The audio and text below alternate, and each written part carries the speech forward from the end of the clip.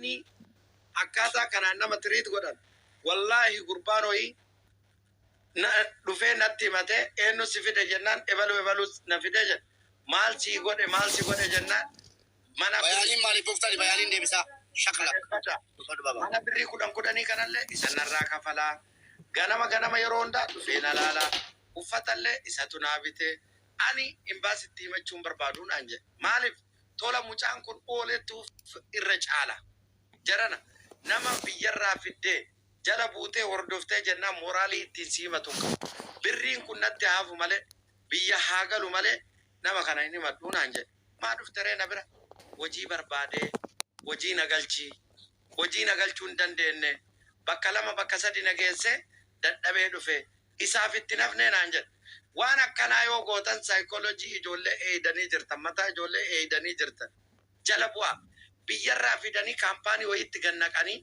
bilbila bilookii godhuun yaa aki waan of bilbila cufachuun na fitaachisi mube gaarummaa ofii gooterra dhaabbatte nama 20 nama 30 ta'uu waan gaarii gooteef nama 150 biyya kana keessa fidde 30 gaarii gooteef sayyoo kaasoftu taate wrong siif jechaan jiru ammallee nama 200 nama 350 nama fidee jira biyya kana keessa maqaa irraa dha'ee dubbachuun barbaadu kun immoo ifaa fi bilisatti nama 30-50 tola oolee nama kaan ignore yoo ka godhu taate bataam yaastalla especially ijoolleen kaampaaniidhaan nama fiddan 400,380 kaampaanii gannayxanii kaampaaniin nama 560 bakka tokko kana salee gayyaas gaafa kana ijoolleen ajmaanii kana bakki birrii 10 hin bulu jira mee mannumti jira laala birrii 10 ka ture 15 tti olinsiisine shaaworii qaba jettanii 25 tti olinsiisine so waan quba qaburraa dubbachaa jira tokko warroonni biyya kana keessa jirtan kiliraansii keessan barbaannan imbaasii dhaqaatii bakka bu'ummaa akkuma duratti himuu been jedhe biyyatti ergadhaatii kiliraansii peepariin isin yaa dhufu waraqaa keessan hojjechiifadha osoo kunuu ka ta'u taate waraqama kana hojjechiifachuuf kiliraansii poolisiin osoo ka dhufu taate macarrashaa keessan ana natti tolaan jiru maaliif bakka hedduu wajirraa baasaa jiru ijoolleen kenna hojii galan hin dalaganii bakka dhaqan ji'a 2-3 dalaganii kaansileeshinii fudhatu guyyaa 28 booda kaansiliin irraa dhumata achi booda dalaala isa fide komata kuni ta'uun qabu waggaa 2 ciniinnadhu bakka geetti san dhaqi dalagi caarraa hojii baabaa ko dhiifama afaanitti qabee inni ala dhaggeeffadhu ati tarii rakkoo ati callumettee kan jiraasofne naaf gala maaliif ijoolleen dhufanii waa sitti matan wallaahi dhufanii natti himu nama biyya kana turetti madhaan naan jedhe baabaatti manneerraa naan jedhu si galee ati hooma dhageessirraayyii waliigala gootee dubbataa jirta malee nama ofii keetti fiddeen qabdu yoo qabattees immoo gadi bee isaa dubbatuun argine garuu akkasitti ijoollee warra dhufee hojii hojjechuu dide kuma tokko jedhamee kumni 100 ukaamamuu qabu ijoollee amma bareechitee natti dubbattu warri biyyaa dhufu poolis kiliraansii keessan tattan malee hin dhufinaa maaliif beektaa yoo gadi baatee hin dhufinaa jettee hamtuu baata malee namni dhufuun dhiisu si galee himumaatu caalamuu beeki amma yaada kiyya nan fixachiise adamma anna jala namni natti yoo dubbate dubbiin na jalaa bada ani na jala hin dubbatina tokko nuuraddiin ofirraa ka'ee yoo isinitti haasa'e biyya kana keessatti dallaaltonni hedduun badaan akka nuuraddiin hin jiru badii kiyya malee waan gaarii kiyya lallaban akka isinitti maan nuuraddiin nama fidee rakkise tokkochan qabu imaaraatii kana keessatti yoo fide bireddistii bitee fi bakka gaazii itti fayyadaman gaazii akka itti banan akka itti cufan itti argisiisee waan isa barbaachisu kennee fi uffata bitee fi faayidaa argadhu caala waan an isatti baasutu caala namni tokko ol bahee nuuraddiin na darare jedheetiin hin natti immoo kanaaf qoma dhaadhee haasa'a afaan guuttadhee dubbachuu danda'a caarraa kanaan nuuraddiin na darare namni jedhe dhufee haa dubbatu hedduun warri na jibban warri akka ani yoo waa dubbadhe dubbiin kiyya fudhataman arganne godhan warra nama dararaa jiru warra qabeenya harkatti qabatee namumarraa waa walitti qabatee jiruu fi jireenya isaa waan jijjiirate fakkaate warra birrii nama amansiisuu danda'u waa'ee kiyyarraa kanuma isiniin jedha nuuraddiin tuna fide dararame namni jedha hin finne miti fide akka ankulaalii qaban kana qabee hojii galchee hojiirrallee yoo ba'e hojii afur shan galchee achillee yoo ba'e kaafteeriyaa nama galchetu jiru. Amantanis amanuu baattanis. So kanaan ani qoma dhaadhee isin haasa. Ammatti yoo kajattan taate nama tokko fiduun barbaadu abbaan abbaa barbaadarraa naa dhufu. Yoo fira kiyya ta'e aantee fira kiyyaa ijoollee ganda kiyyaa yoo ta'e yoo hojiin rakkadheetin hin jedhe ilmoo qaba biyyaan. Yoo ani isaan miidhe ilmoo tiyya san ukkaamsuu danda'u jedhee waan yaaduuf akka ta'ee ima fide. Garuu obsuu qaba, eeggachuu qaba, waan an jedheen dhaga'uu qaba akka nama biyyatti, akka nama yoo du'e wal awwaalutti jechuudha. Garuu immoo miidiyaa kanarratti baanii kallattima faayidaa dhuunfaa ittiin argataniif yoo kaasan taate tikikkil adeema. Kunillee sirraa'uu danda'uudha. Kanaaf Nuuraddiin waa'ee Nuuraddiin irraa dubbatee jira. Yoo rakkoo namni irraa qabu jiraate as bahee dubbatuu danda'a afaan guuttate. Kaan lammata maal jaaree anam warri biyya kana keessa jirtanirra hedduun keessa rakkoo biyya kana keessa isin qunnamaa jiru warra biyyaatiif dhaamsa dabarsa. Manuma namaa dhaayitanii amma Mubaarak baay'ee akka jaallattanin beeka. Sin jettanii dubbii fakkeessuuf yoo kaasoftan taate namni gowwoomee dhufu. Akkan dhufu. Jala sarara itti hima. Dhugaa dubbattanii lubbuu namaa hambiftanii Mubaarak isin haa jibbu. Bas. Kanaaf warri biyya kana keessa jirtan poolis kileeraansii keessan birrii keessan kafaladhaa fudhaa. Minim ችግር የለም. Wanni ani isinii dhaamu birrii guddaa itti kennite saniinuu furmaatan arganne. Lakka ani birrii poolis kileeraansii san ani kafalu inni haa kafalu jettee caarraa ofitti hin qabin. Sanuu kafaltee sirraa an amma akka gaafititti mubishaa ijoolleen kun odoo birrii poolis kileeraansii kana kafalatanii waraqaa kana sirreeffatanii caarraa hojii argatu gaafit. Poolis kileeraansii gaafataara malee hojiin guutee jira ammayyuu. Ammayyuu ijoolleen poolis kileeraansii qabda yoo jiraatan na dubbisaa. Poolis kileeraansii Afrikaa qabaannaan kan ID irraa hojjetu ammayyuu jira. Hadda addaa yoo laada walameera. Amma ijoollee keessuun deemaaraan ofii gootu. Ijoollee afur kan koochuudha. Ni jira. Poolis kileeraansii qabaannaan ID hojjetti. Warrumti kaampaaniidha ijoollee dachaaftee baafteyyuu dallaalli bilbila jalaa cufatee ijoollee fidee kaampaaniitti galchee poolis kileeraansii yeroo namichi gaafatamu jalaa bilbila cufatani. Jalaa bilbila cufachuun furmaatan ta'u ormumaa fidee baasii fuulduratti gate warra kaan fidee katamaa keessatti gate. Warra ammaa adagaa guddaan sinitti dhufaa jiru warra koonistirakshinii fiddanii galchitanii turtan koonistirakshinii wanjalaa miti ittiin haasoftanii fiddan waan ta'eef an ofii jaallatamee sin jibbisiisuuf miti. Koonistirakshinii waliin dubbattanii fiddan gatii ta'eef nan laallatu waan jaallatee itti himamee filatee dhufe. Kanaafuu bilbila cufachuudha amma wanni waannaan adaraa rabbii bilbila banadhaa. Ijoolleen hafuuraan kuttee akkatti waa hojjetan nu dhanneerraa bilbila banadhaa ijoollee keessanii guruppii uumaa ammas fakkeenya isinii kennala. Baabaa Nuuraddiin ija isaatiin arge guruppii ijoollee keessanii uumaa waa tokkoon ta'u waan tokkitti maqaana balleessu walii galu wallaahi biyyatti guruppii keessa jiru ijoolleen koo asitti guruppii keessa jiru inni hojii qabu inni hojii hin qabne guruppii mataa danda'e qaba jechuudha. Kanaafuu ijoollee tokkoomsaa tokkummaan asumaa ka'a akka jarri mirga jaraa falmatanu gochuu danda'uu qabdu malee akka jarri mirga jaraa falmatanu gochuu danda'uu qabdu taanaani wallaahi yeroo dheeraan deemtan. Isa immoo baabaan amma macarshaarra jedhee ka'ee fi hangara kooti nam tokko piroomooshinii warri dhufuu barbaadan kottaa karaa kootiin siniin hin jennes hin jedhus. An nama gahaaf darbaa piroomooshinii naa hojjetu Afrikaan qabaan warruman fide yoo tole yootti tole warran fide naafa kennan yoo ittiin tolle jarattuun tolle maaliif ilma namaa natti kenna warrumaa jiru gaafadha. Baay'ee dallala warrumaa jiru eessaan datti akkamsi godhe jedha yoo gadi baanii dubbachuu rabbiin sodaatan yookiin nama sodaatanii bilookiin taa'edhanii sodaatanillee jara jiranuun akkami namni kun jedhaati qabaan ijoollee qabeetu ijoollee fida. Anamma piroomooshinii hojjetan jiru na taajjaba ummanni. Akka qulqulleessinus ati amma ati qulqullaa'e ati akka naa qulqullooftu barbaadaan Mubaarak. Fakkeenyaaf amma carraa viizaa baasuutiin ol qabatee namoota hedduullee viizaa baasuu dandeetta. Hedduun isaanii biyyatti si jalaa qabamuu danda'u. Sababa karaan badeef yeroo duraa sanarraa jalqabee viizaa baaftee rarraanii hafuu danda'u mallaqa baasan waan ta'eef hedduun sababa mallaqa isaanii mubaarak nu nyaata jechuu danda'u. Isaan kanaaf maal dhaamtaate amma isaan kanaaf wanta dhaamu Abdurrahman ajjala yoo jiraatte kottu. Abdurrahman Baalee yoo jala jiraatte kottu. Izzaddiin Iluu yoo jala jiraatte kottu. Hasan Jimmaa yoo jala jiraatte kottu. Jarra maqaa waame kun fakkeenya.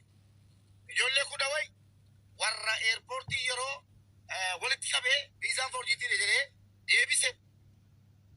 Warra foorjiitii irra baay'ee dhagatee warra qulqulluun foorjiitii adda baafachuu dandeenye. Mootummaan Itoophiyaa. mucaa Harargee illee waame mucaa darasaa ustaaza sanillee waame. Xumuratannis. Muummee dhiifamaa wajjin Koy dhaabbadhu. Baabaa Nuraddiin poolisiin Harargee sun silumayyuu gurbaan Harargee sun silumayyuu birriinaa kennu irratti walitti kennee Turumbaduu fi Maammad ijoollumti naannoo jira. Guruppiin uumanii viizaa asirratti naa gadhiisi jedhee viizaa gadhiisee fi ilaallatee ilaalchifatee birrii koo naa galchee poolisii gara naasii baafataa raamma. Inni hin deebineen inni eerpoortii laasa deebi'ee tun ta'in isa jalaa tole malee. Warra deebi'ee iyyuu dhaggeeffadhu. Warra birrii 50,50 kaffalatee an Mubaarak Musammaa jala. Namni 17 deebi'ee iyyuu nama 3 malee namni 14 dhufee inni kaan ID fudhatee inni kaan piroosesii irra jira. Sii galee akkasii. Isaa miti. Mucaa Harargee mucaa amma umraa deemee as Imaaraatii dhufe as jira amma kunoo. Mucaa 200 kaffale sana. WhatsApp dubbiseera.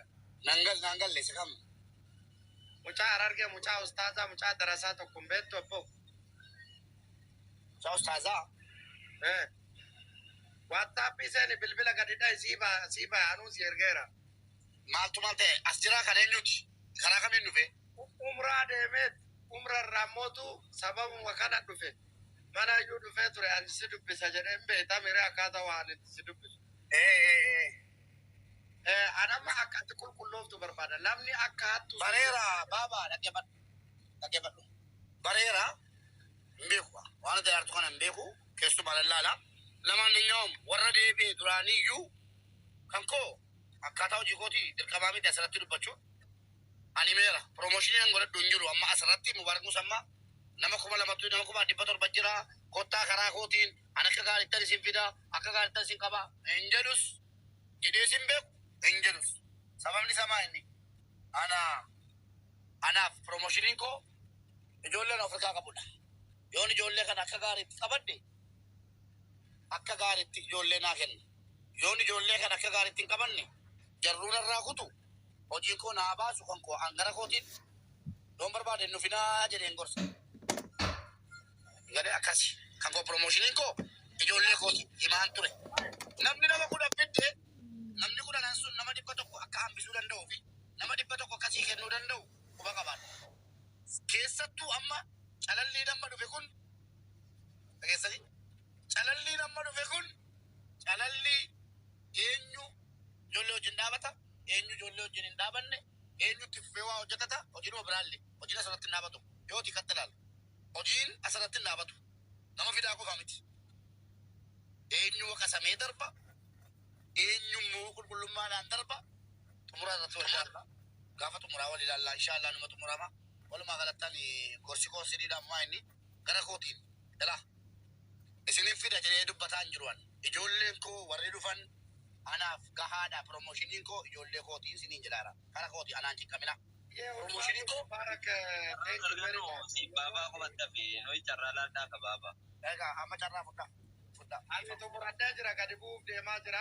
ishi baabaa Warroonni duraan biyyatti haftan magaafilee ka'aa jiru. Warroonni duraan biyyatti haftanii fiidan keessan isinii sirree osoo hin bahin mallaqa akka kennitan isinii bahee mallaqa akka kennitan fiidan kan isinii bahe. Yoo bakka nagaan jira dhabdi shamaara maara rabashina ka ishi baabaa gaaffii amma gaaffii horii qabdan gaaffii jabaadhaati kun waan wal waqasaa yookiin waa biraatti hin dhufan Ayyee muummee. namni gaaffii qabdan jiraatan gaaffii gaafadha jabaadha. Okay. Ijoollee ijoollee kaampaanii keessa jiranuuf ijoollee duraanan jiranii ID qabanuuf immoo maal dhaamtame? Dhaamsan dhaamu ijoolleen biyya kana keessaa ishi qoy gaaffii sii deebisee kee bishaatti sin dubbatta hundi keessa dubbattu ijoolleen shamarranii kaansileeshinii qabdanu akkuma duraaniiti keessa wanti jijjiirame hin jiru kaansileeshinii uma keessanii kaansileeshinii dhumaan hojii galtuu dabarfattanii rakkoon tokko isin hin mudanne mallee wanti gaafatamtan hin jiru. Shamarran mana madaamiti kaansileeshinii olmaan hin galchaa. Kaansileeshinii fudhattanii ba'aa jirtanu kaansileeshinii maal? Utuu kaansileeshinii hin numin. Dhageessanii utuu kaansileeshinii hin numin barraa waan jedhamu dhaabaa shamarran. Kaansileeshinii yeroo fudhattan madaamit kaa dabarfadhaa karaa nama amantanuutiin hojii galaa keessan ammallee wanni jijjiirame hin jiru. Sanuma tokko. Dhiironni kaampaanii keessa jirtan kaansileeshinii fudhattan dhiirri kamtuu kaansileeshinii kaampaanii kamiyyuu fudhatu ni gaafatama poolisii galaanaasi. Inni fudhate ji'a tokko dhaggeeffadhaa qaba. Carraa argame kaansileeshinii harkaan hin qabinaa ijoolleen dhiira. Kaansileeshinii ergasii gaafattan miti yoo namni kaansileeshinii isinii kennina jedhe harkaan hin qabinaa. Sababni isaa maali?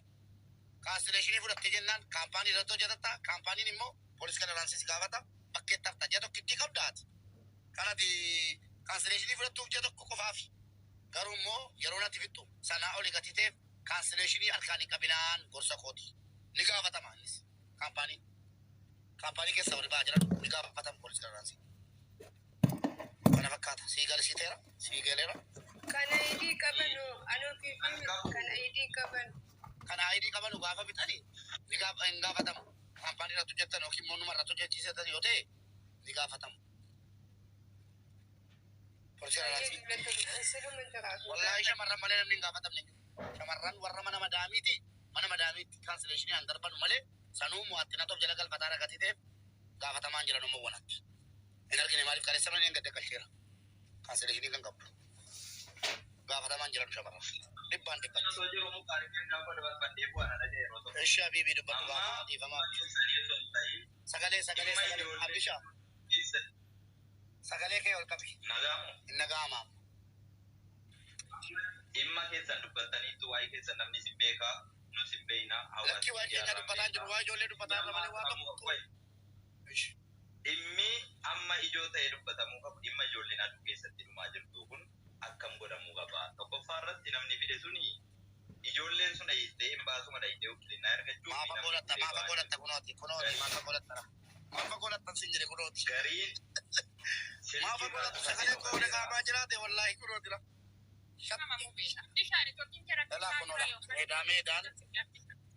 Meedaan ijoollee keenya laa kunola. Fagoon naqinaa laa kuno. Argaartaa laa kuno wallaahi summa wallaahi ijoollee keenya kunola. Yoon itti siqee balaadha. Afalanqaa Afrikaan qabu. Kana fakkaata. Ijoollee kanaaf furmaanni maal godhamuu qaba? Dallaalli fide silkii cufatee dhokateera. Silkii cufatee ijoollee hariyateera. Ijoolleen kun karuma kamiin waraqaa qulqullinaa sila argachuu danda'u. Digala miti waraqaa qulqullinaa karaa kamiin argachuu danda'u. Dallaalli sun achi fidee ga'ee gatee badeera. Digala miti amma yerootti birrii 30,000 wayiin baase jettu namni dhaga'a. Namni dhiira tokkotti si kun jiru. Birrii 1,000 reala tokkotti baasan. Hojii galchuu irratti kan wal lole jira.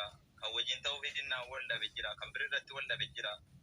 Kun ijoolleen kanaa alatti gatamaniiru. Abbaa gaarii dhabuudhaan nama fide nama abbummaa qabu dhabuudhaan gatamanii jiru. Amma jira furmaanni maalidha?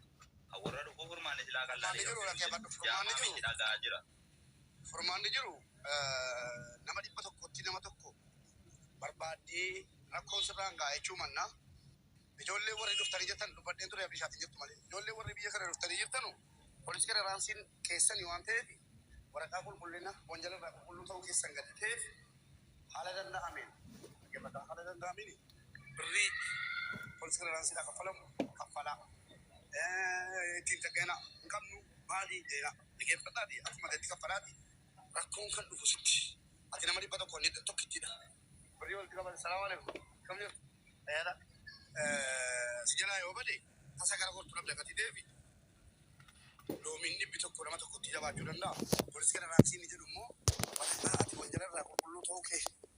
waraqaa ati wanjala irraa qulqulluu ta'uu kee gati ta'ee fi ofii keetii kaffaladhu siin jedhaan akka nama tokkotti akka nama si yaaduutti. Waraqaa poolisii galaanaasii ofii keessatti kaffaladhaati. Geessanii isin hageessu warri bilbila cufattan banadhaan jedha. Warri bilbila cufattan ijoollee jalaa banadhaan jedhaan afishu.